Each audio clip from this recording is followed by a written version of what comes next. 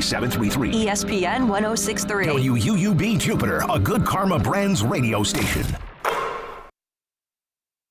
They couldn't finish it up in Dallas last night, so Anthony Edwards looked right at the Mavericks, right in their eyes. And you know what he told them?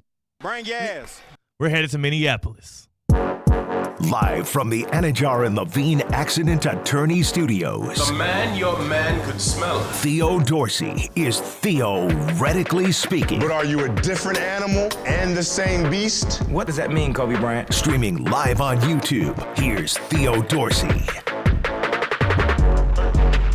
Boy, oh boy. 29 points, 10 rebounds, 9 assists. Anthony Edwards, it wasn't like he had one of those historical performances, but he did just enough. He got enough from Karl-Anthony Towns down the stretch.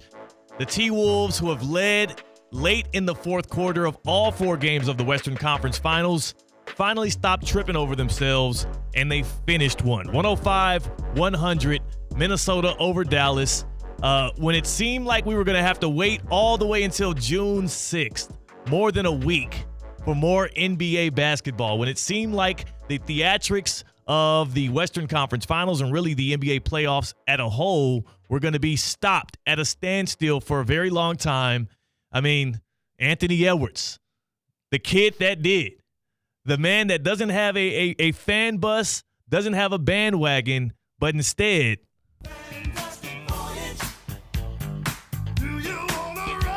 come on. It continues. It spreads the fantastic voyage as Anthony Edwards and the Minnesota Timberwolves. I mean, at the very least, even if you aren't pulling for the future face of the league to finally take his mantle, even if you don't have a dog in the fight, we can all agree everybody wins because we have more basketball coming as we'll have Game 5 of the Western Conference Finals tomorrow night in Minneapolis. And again, as Anthony Edwards reminds you all the time, bring gas. It's about that time. It's about that time. C-Cat, I thoroughly enjoyed it. It was my birthday yesterday. We had our remote show from Amerant Bank Arena where we got to, give our good juju to the Florida Panthers. I mean, they got the theoretically speaking bump, the Florida Panthers, who couldn't get over the hump in overtime against the New York Rangers until we pulled up. Panthers are batting 1,000 when it comes to theoretically speaking coming to their game. They have not been defeated. And shout out to the band, too, that gave me a birthday shout out. They did a birthday song for me there as well. So the good vibes were flowing. And again, when we talk about energy, it's neither destroyed nor created. It's just transferred. And we gave those good energies to the Florida Panthers, who got away last night. We'll talk a little bit about that.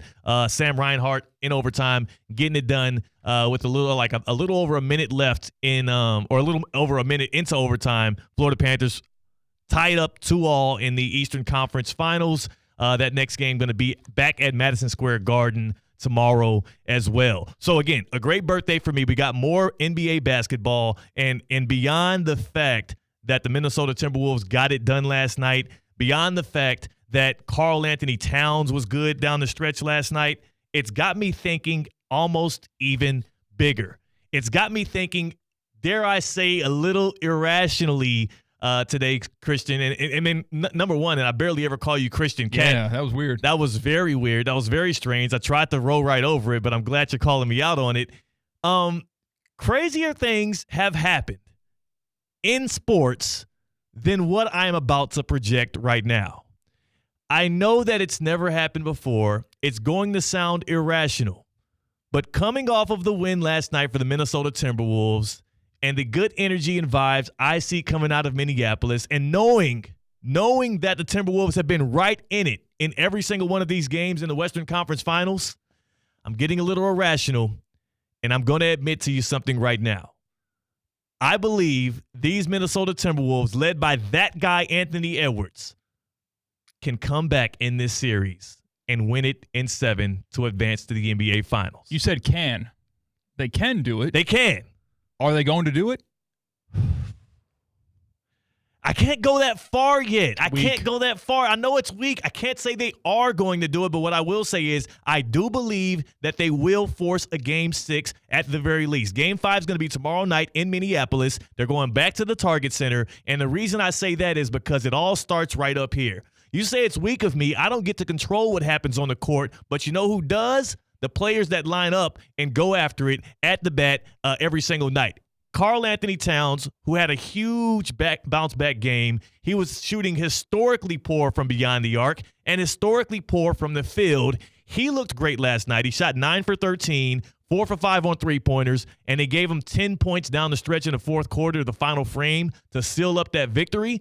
And then, of course, you had Anthony Edwards making a promise, delivering a promise. And again, everything that we do, all of our actions start from these seeds in our mind. If you believe it, you can go out and achieve it. That's what they taught you in elementary school, right? Be all you can be. Whatever you want to do, you can go out and achieve. Anthony Edwards has a true belief that this team can do something immaculate, that this team can also extend it one more game, and he made a promise post-game, not just to the fans, not just to the inside the NBA crew, but also to an athlete in a whole different sport, that we're going to see a Game 6 in this series. What am I supposed to say? I'm supposed to say we're going to lose Game 5? No, I'm not going to never say that. Michael Parsons, you know, he was rocking the AE1s, and I told him he wears size 14. I'll bring back some nice shoes for Game 6. That's what I told him. See, Kat, now, honestly, when you hear that, do you think he kind of forced it right there, or do you think he's genuinely showing that optimism, that belief he has in his squad to be able to force a Game 6? I think he has that optimism. Of course he does. They should have won a couple of the games they lost in this series already. And if you're going to come at a Dallas fan base, if you're going to come at the city of Dallas, you're over the top dog. It's not Dak. It is Micah Parsons. He went right to Micah Parsons, who was wearing his signature shoe, and said, I got you. I'm going to get you a new, fresh pair for Game 6. In order to do that, they have to win Game 5 back at home. And, again, one of the big storylines coming into Timberwolves Mavericks Game 4 was that Kyrie Irving was 14-0 in closeout games in his career. Kyrie Irving, before last night, had never lost a game in a series where this one puts the nail in the coffin. And it makes sense with a guy like Kyrie because, number one, he played with LeBron for all of those years. But number two, he is such a threat down the stretch. In close games and in moments when you need it most, he has always been such a reliable and steady presence, and he's been that for the Dallas Mavericks. Well, you take the fact that both he and Luka Doncic had bad shooting nights at home with an opportunity to close it out. You take the fact that now Kyrie Irving is 14-1 in closeout games. So, again, things that have never happened before changed right on the flip of a dime there last night in Dallas. And then you look at the statistics. Everybody keeps talking about how it's never been done before. No team in the NBA has ever come back from 3-0 to come back and win a series. 155 teams have tried, 0 have succeeded. Well, last year we just saw the Boston Celtics almost make that shake against my Miami Heat, going down 3-0 to a team that actually had inferior talent. If you ask the NBA pundits and the people that predicted out this series, nobody really had the Heat winning that thing. They went down 3-0, and they forced a Game 7, and we all know how it shook out. Tatum injured in the first quarter. We're giving him excuses, but the Heat rolled the Celtics in Game 7. And for the Minnesota Timberwolves, there is a real route to do this. In order to do so, they got to win Game 5 at home, but also in order to do so, they have to believe that they actually can do the unthinkable, do the impossible. C-Cat, you're a New York Yankees fan. Yeah. I hate to bring this up, especially on a Wednesday when we're grooving. We have a good time. We're going to have Evan Cohen in here soon. We got Rate the Hate, the Get Around. I don't want to give you bad vibes, but you know what it's like to be up 3-0 and drop 4 straight. Yeah, unfortunately I do. With Yankees, Red Sox, ALCS. I know that pain. Was that 04? Far too well. Yes, 2004. It's painful, man. It was painful on the other side of that thing, but once that ball gets rolling, it's a terrifying opponent that's playing with nothing to lose. And that's exactly what I would fear if I was a Dallas fan. Just listen to the amount of belief that the Minnesota Timberwolves were able to get. You can't give a young team that also is on a stage they've never been at before and looked inexperienced down the stretch and looked like they were getting outsmarted and outplayed by the Dallas Mavericks because of what's up here in the mind. You don't want to give them any kind of momentum. And it sounds like, listen to Jaden McDaniels for the Timberwolves. Jaden McDaniels, who is a wing, is an off-ball guy. He's a great defender. We've seen him lock up guys all throughout the playoffs, but also he hit a couple big shots for the Timberwolves down the stretch. Here he is after the game talking to reporters and hinting at not just forcing a Game 6, but rallying off 3 straight to make it to the NBA Finals. We knew that after Game 1 we could win, or in Game 2 we would win. I'll say the only game they really beat us was the last game. Like, the rest of them were close, and it was like our mistakes that let us lose. But does getting over the hump help you guys? Oh, yeah. We could probably run off 3 more now. What irrational sports take, one that you admit is super irrational, do you actually have belief in? Because me, I sit here today fully believing that hashtag Wolves back, hashtag Wolves in 7, the Minnesota Timberwolves, after what happened last night, and based on what they have going forward, can win this series, win 3 straight, and make it to the NBA Finals. Am I hope casting? Sure. Am I a guy that's been talking about the fantastic voyage and pushing the Anthony Edwards propaganda? Of course I have been. But what I saw last night actually gave me the confidence to come out and say it. The Timberwolves, who had a lead in all 4 games this series, made it happen last night. And irrationally, against all logic, it's never been done before, I do believe they have what it takes. They have the guys to be able to do it, especially if Karl-Anthony Towns can find that shooting stroke again, find that edge, and be more of a pivotal player. Everybody else in the NBA playoffs this year have had their 1-2 punch going. Jason Tatum and Jaylen Brown, they've been going back and forth throughout the playoffs and been good. Tyrese Halliburton even and Pascal Siakam, before Hallie went down, had that ball rolling for the Indiana Pacers. Kyrie Irving and Luka Doncic had their first together, at least, cohesive stinker at the same time last night. And maybe it is more of a improbable feat that both of those guys weren't killing it down the stretch, or maybe Chris Finch, who's been getting a lot of criticism, has figured something out. Maybe Rudy Gobert has gotten a little bit more of a chip on his shoulder and is playing with a little bit more of an edge, even though there was a time last night where I was like, how are you getting cooked by Daniel Gafford now? Like, I still am incredulous with this Rudy Gobert stuff. I know 4-time Defensive Player of the Year. When we watch him get cooked by Nikola Jokic night after night, it's like, okay, he's a 3-time MVP. You have to excuse that. Then I watch him get cooked on an island against Luka Doncic, and it's like, well, he's playing out of position there. His coach should have never had him switch out onto the dude. When Daniel Gafford gets back-to-back-to-back dunks on you right in the lane, we got to relitigate some of these Defensive Player of the Year awards. See, Bam Adebayo needs one. He does need one. And you might not be hope casting, but I am, right? Like, I got nothing to lose here. But the path is there, right? If the Timberwolves won 1 game in Dallas, it felt like, okay, now they go back home. Yeah. They're going to be favorites in that game. Yes. They win that game. Now they've got 2 games momentum going into enemy territory where they feel pretty comfortable. We saw in the past couple of series. And we just saw it. We just saw them be down 3-2 to the defending champions, to Nikola Jokic. And we also just saw a position last series where everybody had written the Minnesota Timberwolves off. Remember when they were done?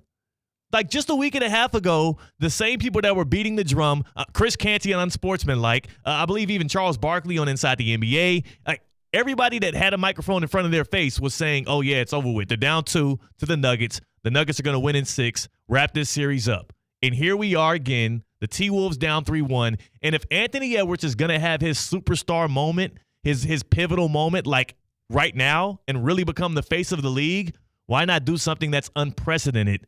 Why not do something that we've never seen before or even thought would be possible and come back down from 0-3? I just, again, it's irrational, but I do believe it. And we're going to find out a lot about those beliefs tomorrow night when the Timberwolves do host them. And one other good part of this, they're forcing Charles Barkley to work. Sure are. He's not happy about what happened last night. Charles Barkley was ticked off on Inside the NBA that he couldn't pull out the golf clubs and get like UC Cat golfing every other day. Yeah, he's ready for offseason. This isn't the last season of Inside the NBA. That's next year. So they're looking forward to the offseason. Next year, maybe a different tone, right? Because you kind of are nostalgic, thinking about the good old days, a little bit of senioritis where, wow, this is the last game we're ever going to call with TNT. Not this year. No, I want to get on vacation mode. What are your irrational sports beliefs that you could admit it's irrational, but you really do believe it? 888-760-3776.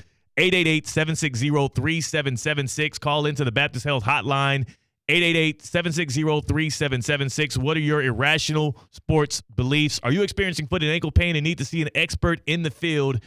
Baptist Health Orthopedic Care has a team of foot and ankle orthopedic surgeons and specialists who are regarded as leaders in their specialty. Visit baptisthealth.net/ortho to learn more today. Baptist Health Orthopedic Care combines its resources of experienced physicians and leading-edge treatments and technology to provide advanced orthopedic, foot and ankle, joint replacement, spine, and sports medicine care. Visit baptisthealth.net/ortho for more information today. Baptist Health Orthopedic Care has offices conveniently located in Palm Beach County through the Florida Keys. Learn more by visiting baptisthealth.net/ortho. What are your admittedly irrational sports beliefs that you are standing by, though you know logic and reality directly refute them? One sports belief that a couple of sports reporters or radio personalities have, and they admit so on these ESPN 106.3 airwaves, is that the guy that you're going to hear from next, Evan Cohen, is getting some, let's just say some help with that nice tan he has. We're going to crack the code. We're going to find out if Evan Cohen really is using performance-enhancing tanning for his TV look. Evan Cohen, who you hear on Unsportsmanlike 6 to 10 a.m., will present to you the new case of that. Now, CCAT, is this out of bounds for me? I don't know if this is out of bounds for me to be attacking whether or not a guy is using, fake tanning solutions. It's in that gray area, right? Yeah. Sometimes you don't talk about a man's family. Right. Maybe you do talk about a man's tan. Who am I to say? Who are we to say? But we're going to say after this. We'll take that risk. Evan Cohen from Unsportsmanlike joins us. We'll address the allegations. It's Theoretically Speaking on ESPN 106.3. Live from the Anajar and Levine Accident Attorney Studios. Anajar and Levine Accident Attorneys